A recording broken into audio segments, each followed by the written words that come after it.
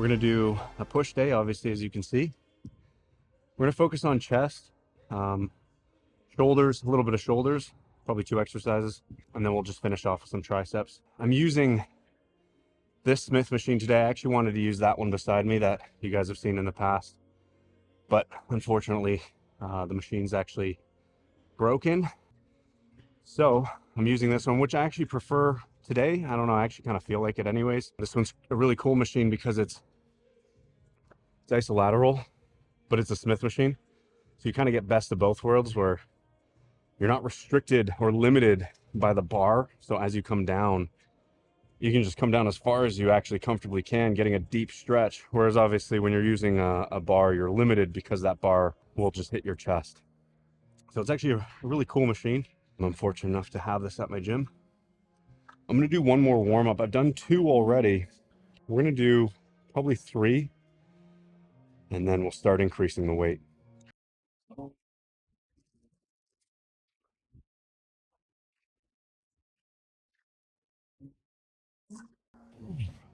And my focus for the warm-ups is to just focus on getting that deep range. I'm pulling my shoulder blades back here at the bottom and then driving up and through.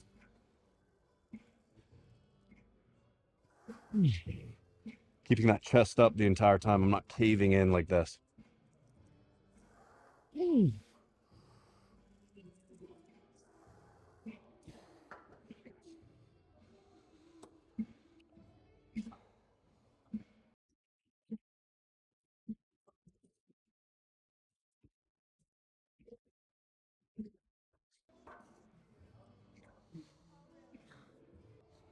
This will count as the first working set.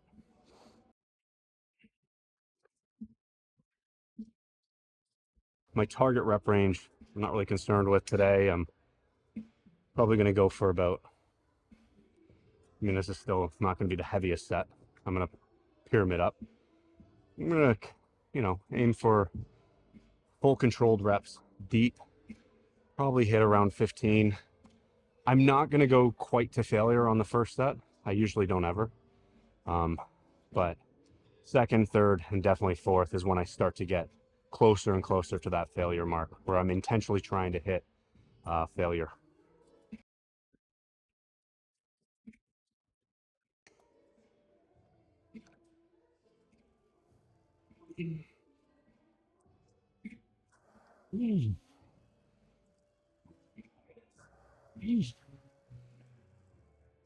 Move.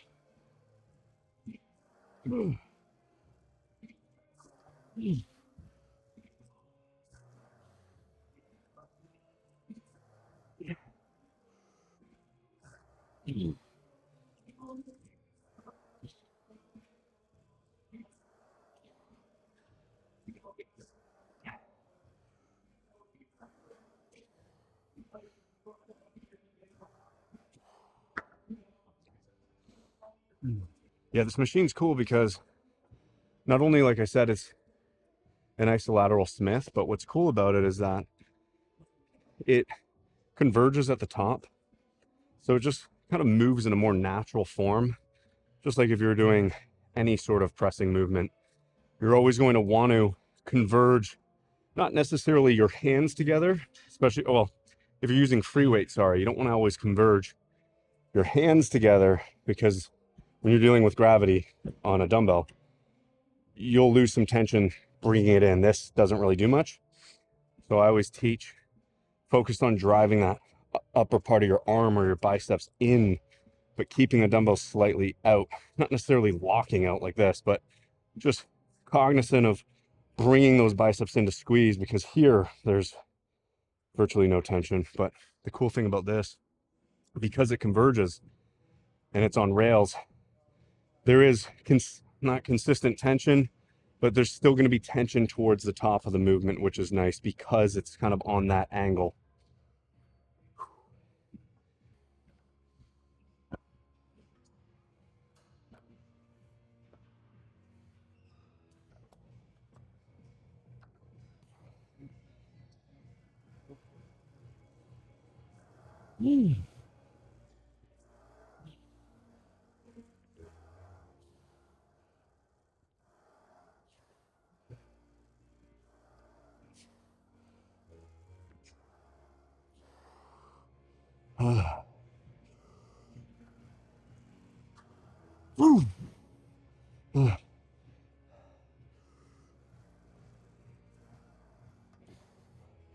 2 more.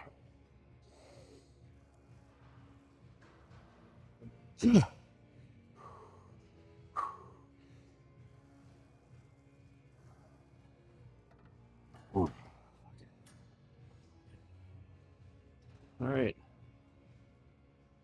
A little sloppy on my right arm. It's all right. It's good. It's what we want. Well, we don't want shitty form in the right arm giving out, but I'm getting closer to that failure mark, which is good. 2 more sets, 2 more working sets. I'll probably stay at this weight for the next set. I might take a little longer rest time to see if I can get a little more reps out of that, and then we'll gauge it today. And that's the whole point. Not every day you're going to be, you know, lifting progressively heavier and heavier and heavier. Some days you're going to have to pull back a bit. Some nights you're not going to get enough sleep. So there's a lot of factors. Actually, I don't know what I'm doing. I'm just going to try something. I'll just push it up like this.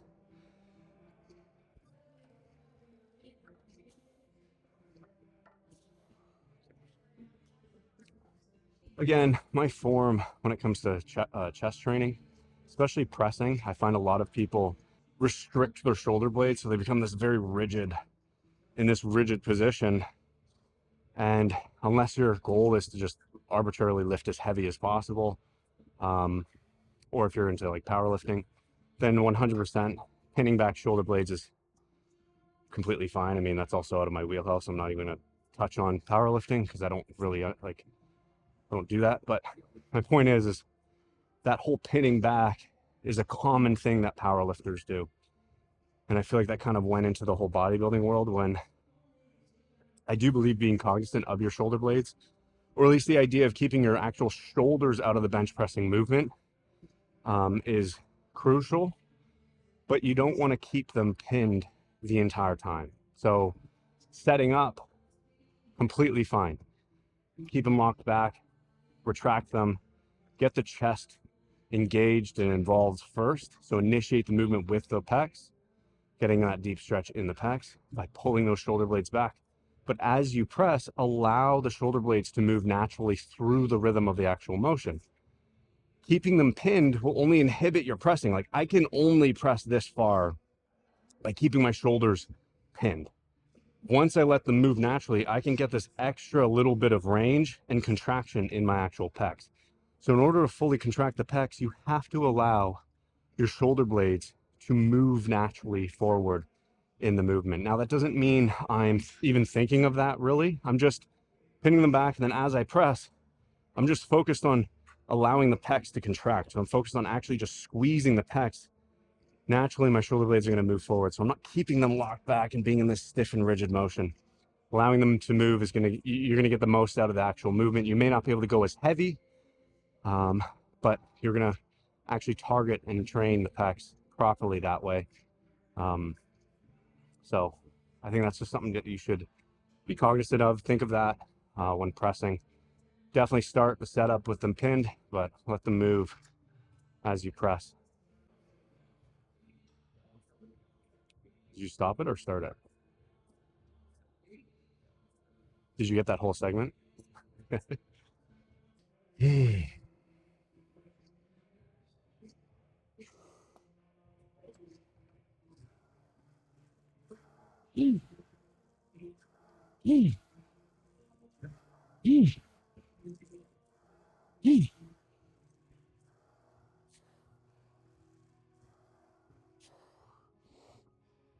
Oh, shit.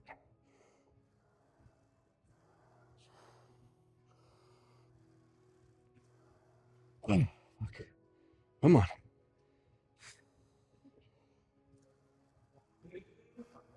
Oh, one more. Come on.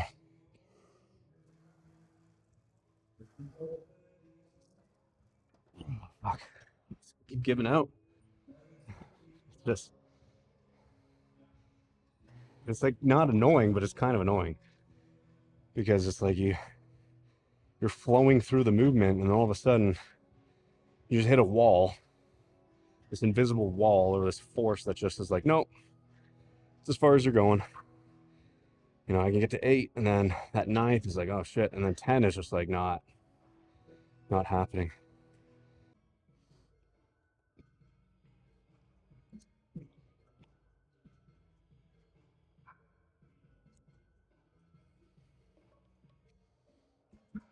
We'll do one more set. I'm gonna just stay at this weight because I'm getting that 8 to 10 mark, failing pretty much at 10. We're gonna do though 1, maybe 2 sets of lighter weight, probably just a plate, or actually maybe even a 25. I don't know. We'll see. I'm not so concerned about the weight really, but we're gonna do 2 lighter sets focused on partial reps, lengthened partials to be exact. So we're gonna come down as far as possible, and we're only gonna come up about a quarter or even halfway, and just kind of rep out as many as we can with control. Though we're not bouncing out of the bottom. I'm not using momentum and doing like this jerking motion. I'm controlling, deep stretch, exploding, deep stretch, exploding. So that'll be the game plan for this last set, and then 1, maybe 2 consecutive sets after.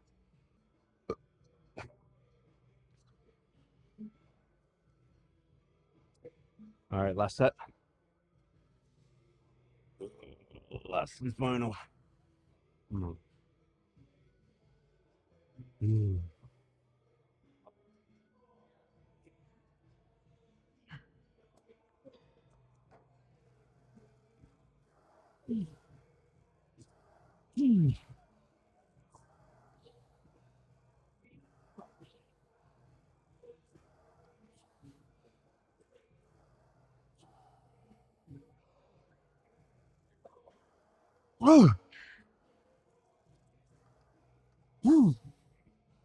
Oh shit.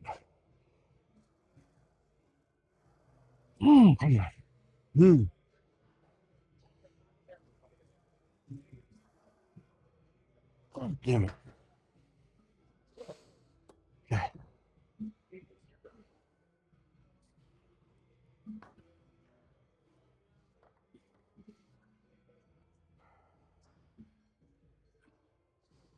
Now the lengthened partials.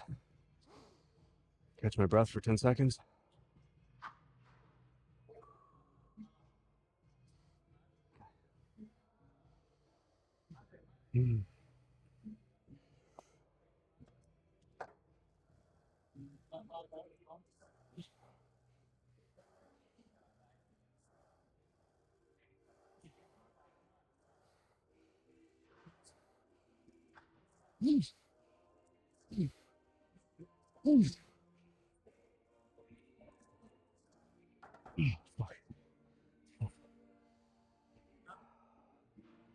Give myself like 45 to a minute, and then we'll do one more set of that. Again, just going to failure.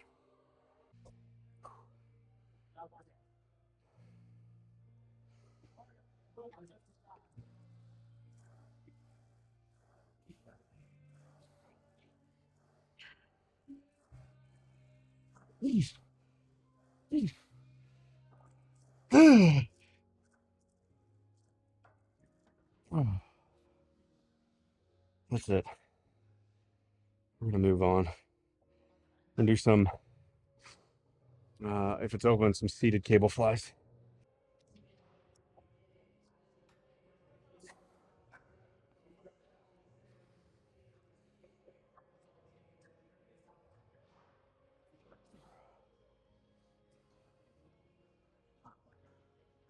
We're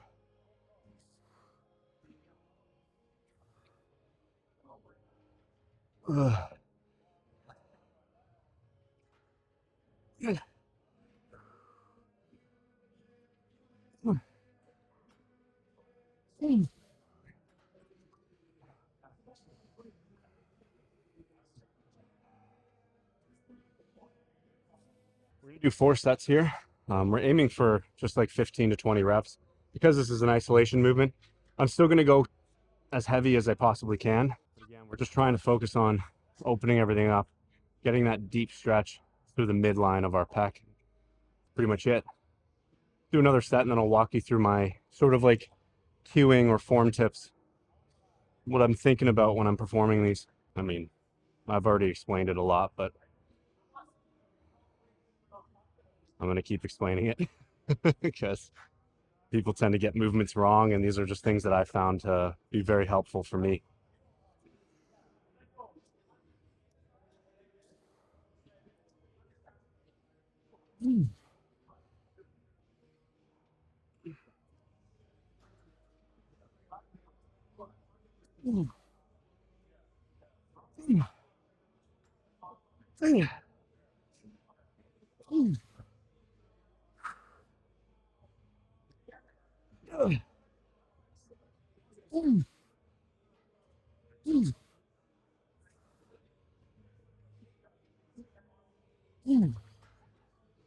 Oh man. So especially for this movement here, or flies. Flies are a great movement in general because it's more of an isolation and you get a really deep stretch to practice those lengthened partials. So you could do sets of just lengthened partials. In fact, I think Jeff Nippard came out with a video showing that, you know, a great alternative or a great way to, do lengthened partials is using dumbbells and doing an incline or just a flat dumbbell fly and staying in that lengthened range. Now for free weights, it makes sense because like I said previously over there on the pressing is that when you're using free weights, you're dealing with gravity. And then at the top of the movement, when these joints are stacked, there's no tension going through that pec when you're using dumbbells. So when you get to about here, you can technically, well, you could hold this for a very long time as opposed to here, right? This would use a lot more pec to keep this part of your arm in this position. Once you're here, you can actually, when you're holding a dumbbell, you can try it yourself. You can actually just relax your pec and just hold that weight there. So opening up, staying in this sort of lengthened range when you're doing a dumbbell fly is a great way to incorporate lengthened partials. Now, I use them for pretty much everything, every exercise that I'm doing with a deep stretch. I'll do lengthened partials, and flies in general, machine, dumbbell, like I just mentioned, are great ways to use the lengthened partials. So I'll do them today. I'm just going to do them towards the end of my set just to fully exhaust and burn out that chest and take it to failure. But you could do sets like I mentioned. I'm rambling, but I'm doing the next set.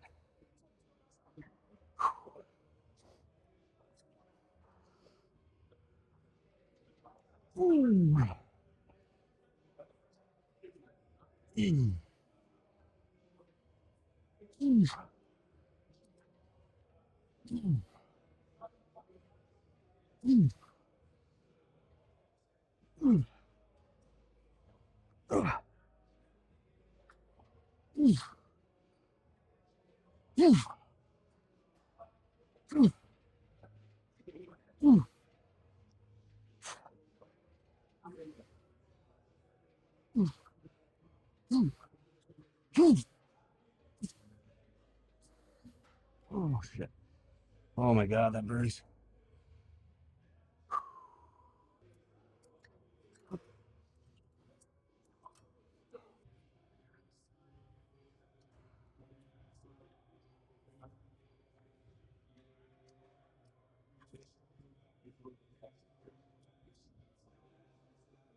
Okay, this is gonna be the last set, the final set. What I'm thinking about when I'm setting up for flies, I'm gonna keep my chest and sternum up high the entire time, so I am arching my back. This is gonna help better align those mid and lower pec fibers because that's intentionally what I'm trying to target. Now, as I fly, as I open up in the movement, we'll just start with that part. So on the negative or the eccentric, I'm controlling it the whole way and I'm working within my active range, not passive range. So actively, I'm pulling my shoulder blades back, pinching them together and opening everything up actively. I'm not just letting the weight passively stretch my arms back behind me because I can place too much stress on my shoulders. Now, as I initiate that rep, I'm actually thinking about gradually straightening out my arms as I'm bringing my hands together. So I'm not just hugging in like this and keeping them bent. I'm straightening out my arms, thinking about bringing those biceps across my chest, almost like I'm trying to touch them together. I'm not caving that chest in like this. This is very exaggerated, but I'm still focused on keeping that chest and sternum up high. Now, last thing that I think is very important is as I'm working that negative and that eccentric on every rep, you might even be able to notice that I pick my chest up as high as possible, even further. And I even sometimes inhale to expand that rib cage and sort of exaggerate that stretch and that tension on the pecs.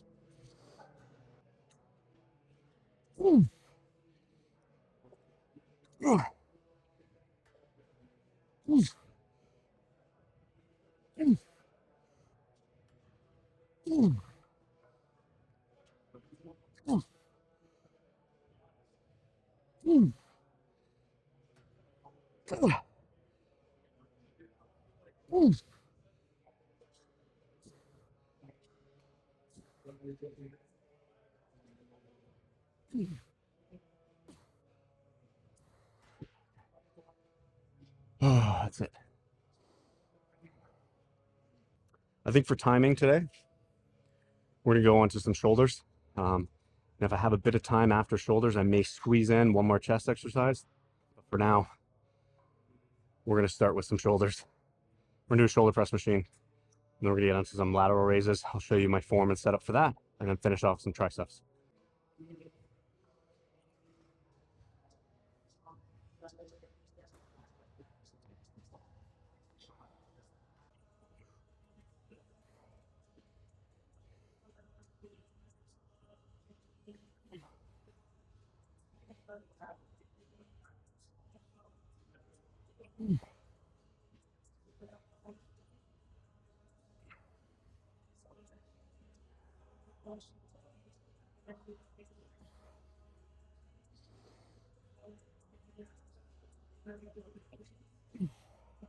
Uh,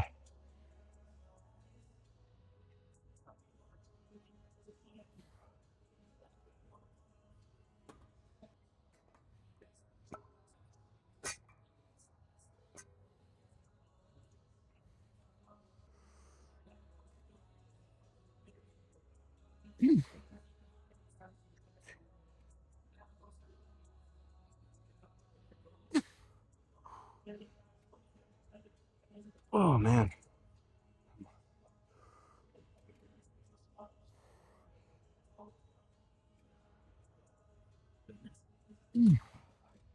Take a little longer rest. Aiming for around 8 to 10 on these.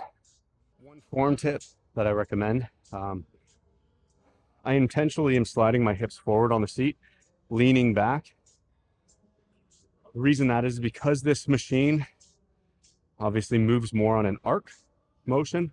So as I press this machine, if I'm upright, this machine will actually go gradually behind me, which isn't a bad thing. It's just I find that very restrictive for my shoulders, and a lot of people might. So one way to mitigate that discomfort is to just slide your hips forward. So now you're sitting somewhat on an incline. Now, two things. One, you are going to be working now just a little bit more of those upper pec fibers, which, I mean, I'm okay with because that's kind of my goal today anyways, is to train the chest. But you're also still going to get a crap ton of stimulus on those front delts.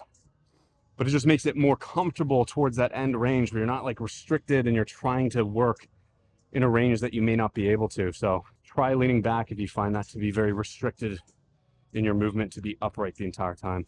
Last form tip when I'm doing these, and I'm stressing this on every press, making sure that your wrist and elbow are stacked the entire time and in the direction that the machine's actually moving in. So in other words, don't have them back like this. A lot of people start back and then kind of tuck under. Start tucked under. That way, you know for sure your front delt's going to be activated right in the beginning, but you're also not placing unnecessary stress on your shoulders and working in the opposite direction almost, or perpendicular to actually the way the machine's working in, if that makes sense. So keeping those elbows tucked under and in the direction of the actual machine. keeping them tucked in actually will help too, place more of that emphasis on those front delts and less unnecessary stress on your shoulders. Okay, next set.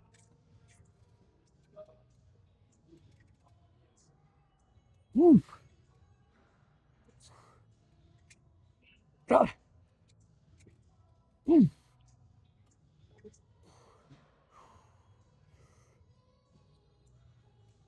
Good.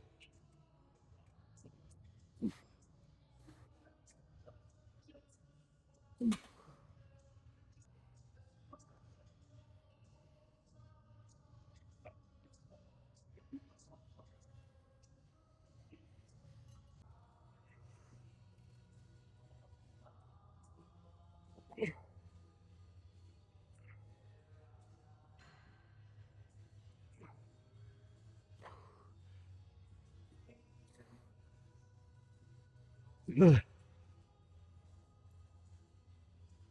Boom.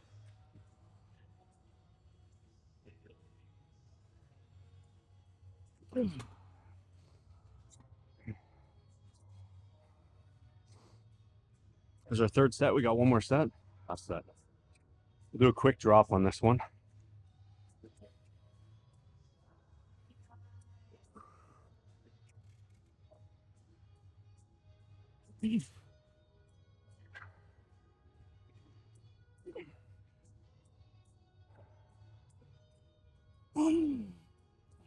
Come on.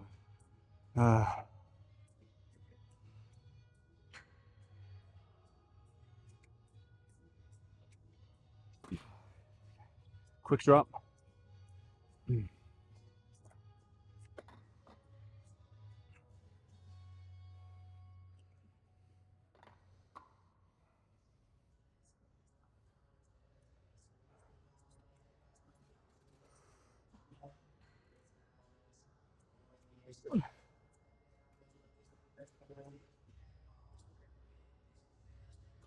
Yeah, depending on a wall.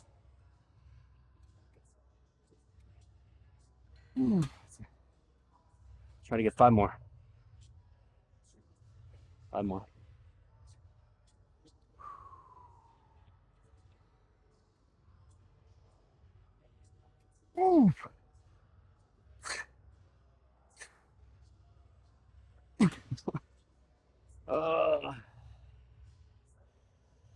Last one. I don't like that last rep.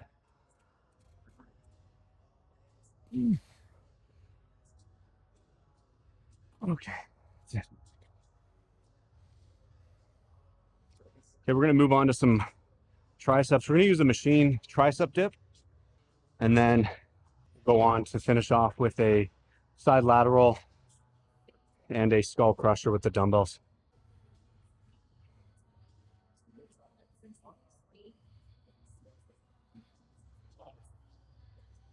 Now, a tip when using dips, dip machines, sorry, or doing regular dips too, is always stay within your active range. Now, I've explained this before in the past on, I think on a leg workout, but staying in your active range is one, going to ensure that you're controlling the weight, but two, you're also going to minimize any sort of risk of injury. The difference between active and passive range is almost within its in the name of it, is that I'm actively working in my range. So I'm controlling the entire range. I'm not letting the weight passively move me into a range that I actually technically can't really go into. So with dips, for the example, is a lot of the time people will start, sometimes they'll have the seat too low and they'll start in this like hyper, like internally rotated sort of position with your elbows super high up. And I can't actually bring my elbows up that high. So one way to sort of set this machine up and sort of prevent any injury is, one, you want to just pull your arms up naturally, sort of get in the position that you would be in. Obviously these are kind of in the way, but this is pretty much the top of the movement that I can go. Like I can't bring my arms up any further unless I bend forward or somehow manipulate my shoulder to lift it up even higher than that. So I want to bring the seat up where my hands are actually in line with those handles. So this is pretty much right around what I actively can work in. Now I want to hold on the end of these handles. This is going to allow a bit more elbow flexion, which in turn is just going to give me a lot more range in the actual tricep. If I hold here, I'm minimizing that elbow flexion. Sorry, not here, but here. I'd be minimizing the elbow flexion. So I'm actually shortening the range of movement or motion. So I want to hold at the end of the handles. Having them in or out doesn't really matter. It's just preference of obviously your body width, shoulder width, things like that, and what feels comfortable to you. I'm allowing my elbows to be naturally flared. I'm not flaring them, obviously, because my goal isn't necessarily to focus on the chest. I'm keeping them tucked, but not forcing them tucked. And then as I'm initiating the movement, I'm just bringing those elbows forward. So I'm not pushing down with my shoulders. I'm pulling those elbows in, squeezing my triceps, pushing the elbows back, stretching those triceps. And I'm actively pulling up on these handles almost to work in that active range, stopping right around here. A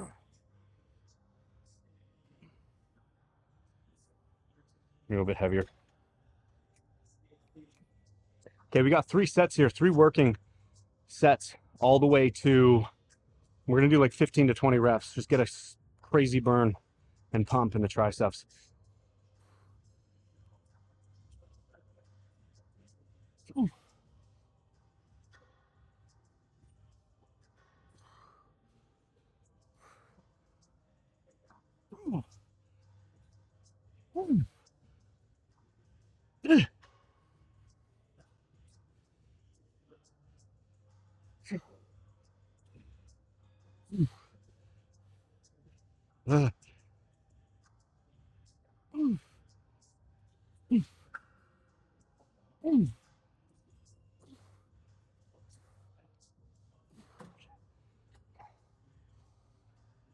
Oh man.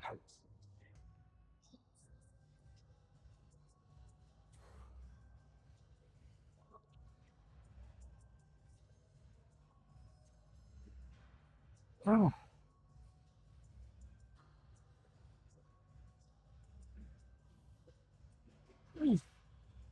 Oh.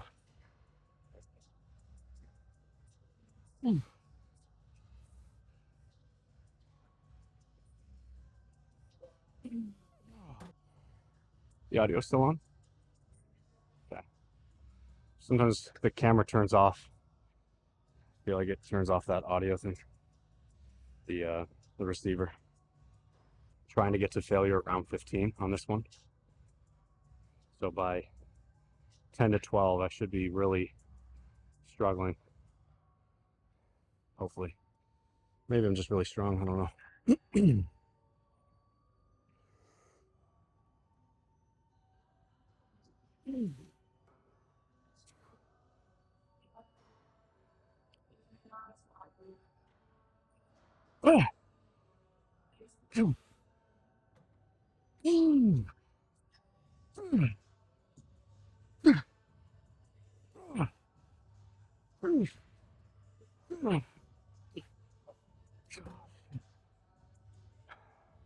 Quick drop set for the hell of it. Dropping it by half. Right? Yeah.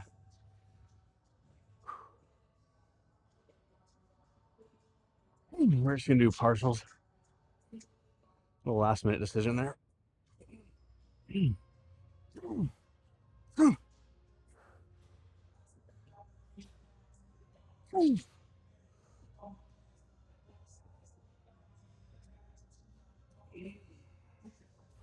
Man, fuck, that burns.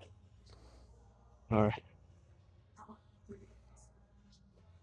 All right, we're gonna move on. We're gonna do an incline single arm lateral raise. I'll show you that. And then we're gonna finish off with skull crushers just to fully stretch out our triceps.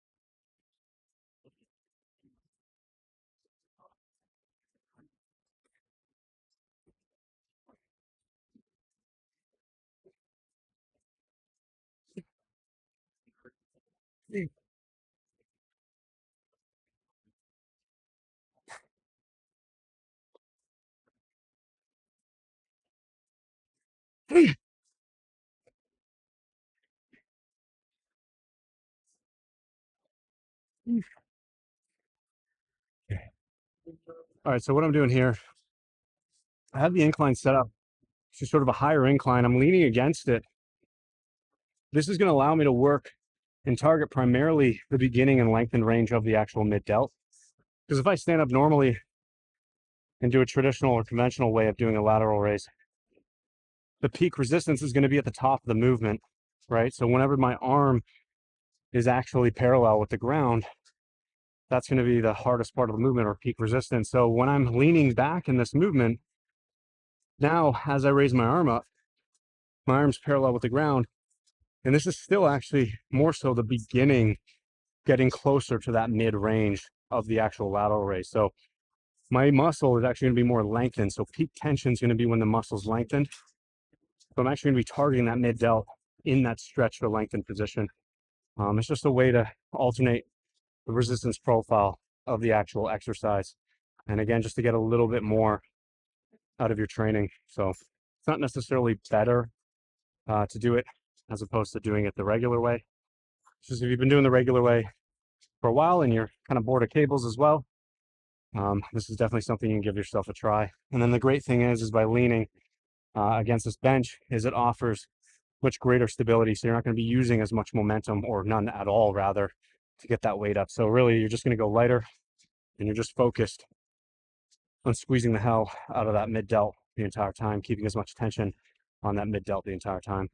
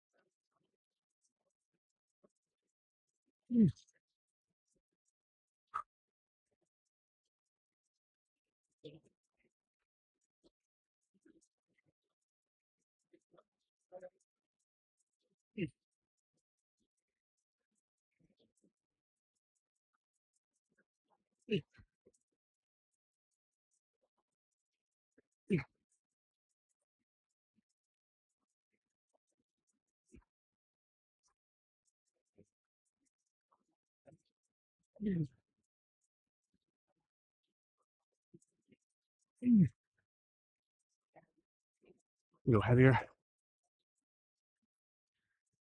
Because I'm going a little heavier, I'm going to use these straps just because grip can be a limiting factor for this movement. And I don't really want to worry about my grip. I don't really care about thinking about squeezing so hard.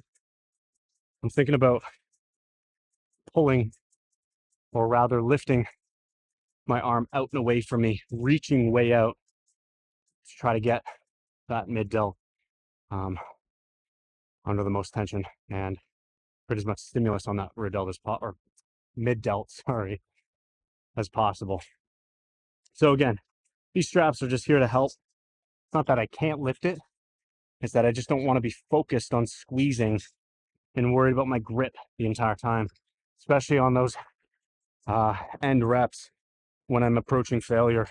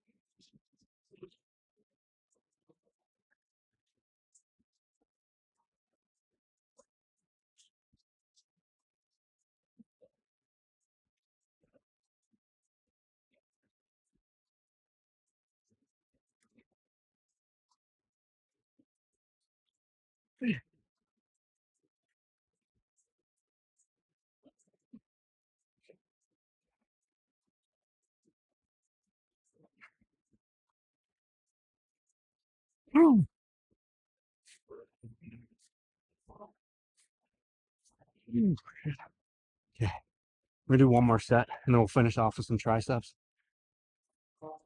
Fourth and final.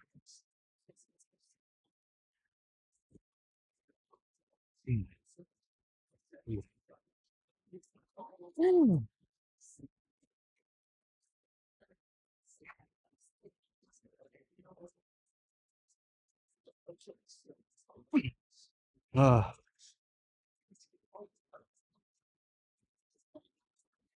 shit.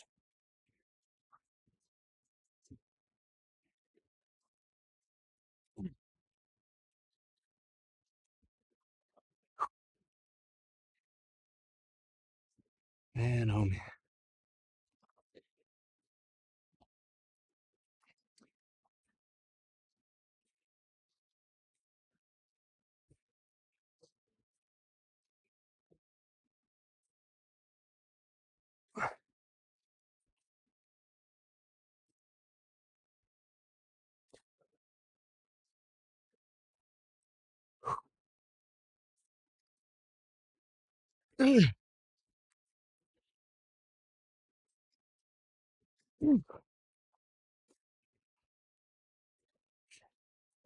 Okay, we're gonna do some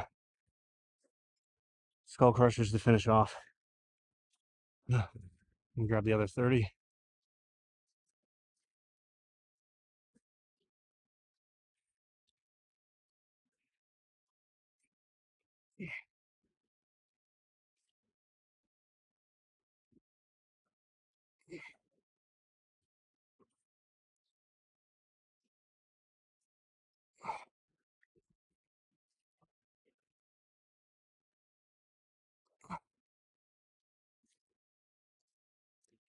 One.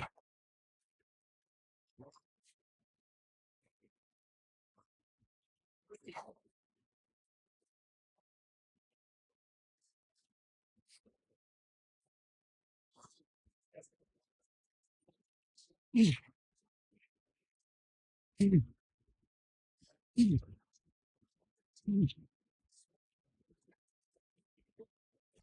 goal of this movement is to, one, stretch out the triceps.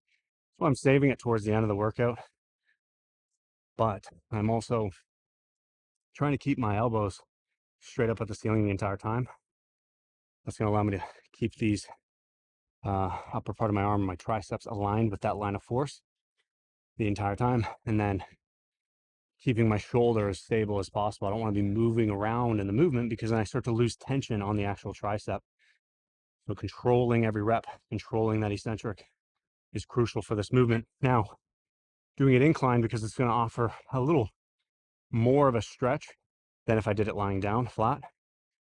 And I actually just like the position better than straight up overhead sometimes. Just something different, nothing crazy. I mean, I still like doing overhead single arm, but doing it on an incline can help just give you a bit more of a stretch than regular skull crushers, and then also help alleviate any sort of elbow discomfort that some people might experience when doing skull crushers. Okay, second set. I'm holding the ends of these dumbbells, if you notice. So I'm using an offset grip. That's going to allow me to create more tension or add a little more tension towards the end range of the movement when I lock out and squeeze my triceps. So I'm keeping those wrists straight the entire time, and I'm thinking about driving my thumb forward. I'll show you what I mean. So I'm not keeping my wrist broken like this. Every rep, I'm driving those thumbs up pushing them towards the ceiling, keeping that weight up in the air to create more tension towards that end range with that offset grip. Keeping that shoulder and arm stable, full stretch, driving through.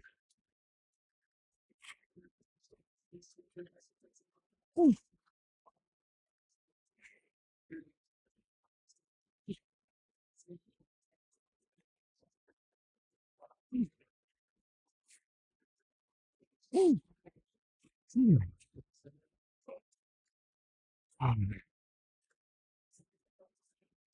30 more seconds and we'll go again. I'm in a bit of a little time crunch today. Okay.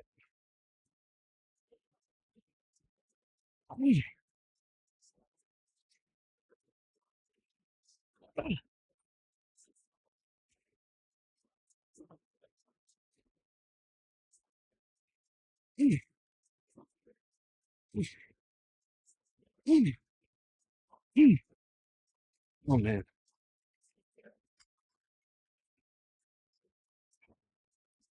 My arms are fried. We'll do one more set.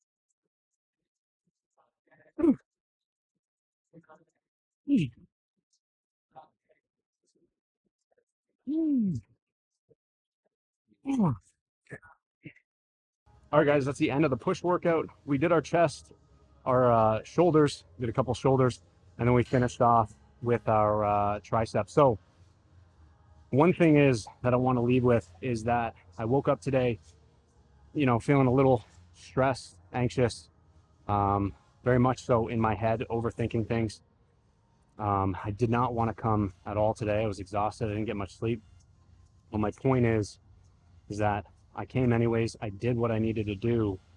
Also reminding myself that I'm making these videos not just for me. I mean, I enjoy filming these, but my main goal is to provide you listening with or viewing with something that you can walk away with. I've said it in the past, but if I could give you just one thing in these videos that you're like, oh, you know, damn, I never knew that.